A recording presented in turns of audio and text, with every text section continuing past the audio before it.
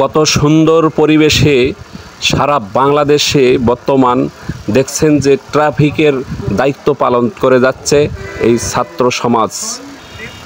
আপনারা নিশ্চয়ই অবগত আছেন, বর্তমান সময়ে সারা বাংলাদেশে চাঁদাবাজি বন্ধ হয়ে গেছে এই ছাত্র সমাজের জন্য।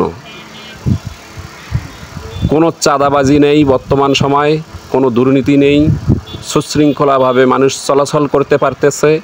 আপনারা দেখছেন,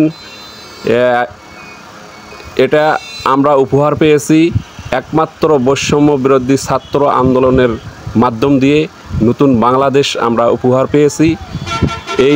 এরকমভাবেই আমরা এই বাংলাদেশকে দেখতে চাই, যাতে করে যে বাংলাদেশে কোনো দুর্নীতি থাকবে না, কোনো সুদ ঘুষ থাকবে না, কোনো চাঁদাবাজি থাকবে না।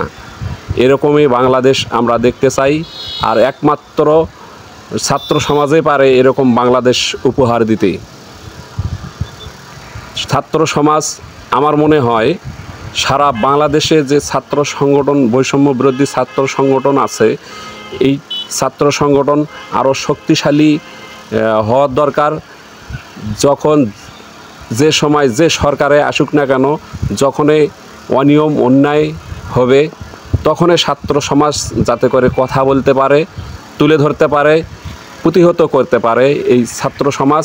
এই জন্য ছাত্র সংগঠনটাকে আরও শক্তিশালী হওয়া দরকার সারা বাংলাদেশেই আমার মনে হয়।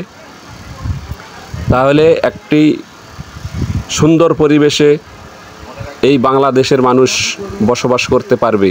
আর সারা বাংলাদেশের মানুষ এরকমই প্রত্যাশা করে যে এরকম একটি বাংলাদেশ আমরা দেখতে চাই, যেখানে কোনো হিংসা থাকবে না, যেখানে কোনো প্রতিহিংসা থাকবে না, কোনো চাঁদাবাজি থাকবে না, অনিয়ম থাকবে না। বর্তমান দেখছেন এই সময়ে কোনো চাঁদাবাজি নেই, ঘুষ নেই।